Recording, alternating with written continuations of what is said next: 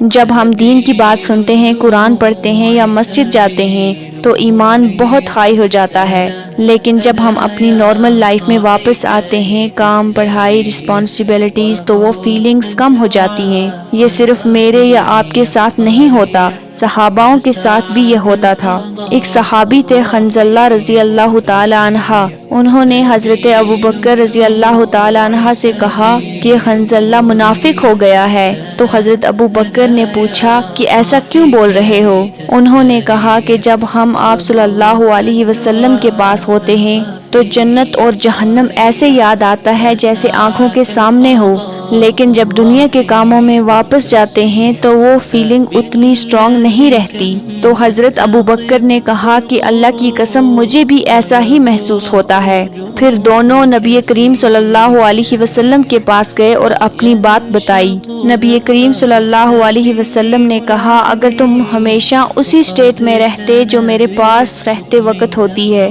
تو فرشتے تم سے راستے میں مصافحہ کرتے۔ ایک وقت ہوتا ہے اس کے لیے اور ایک وقت ہوتا ہے اس کے لیے۔ یہاں سے یہ پتہ چلتا ہے کہ ایمان ہمیشہ ایک جیسا نہیں رہتا، کبھی ہائی ہوتا ہے تو کبھی لو، بالکل ویوز کی طرح۔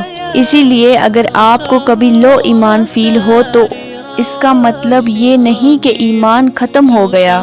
اصل بات یہ ہے کہ ایمان ہونے کے بعد بھی ہم پھر سے اللہ کی طرف لوٹتے رہیں، کیونکہ ایمان کا ہائی اور لو ہونا نیچرل ہے۔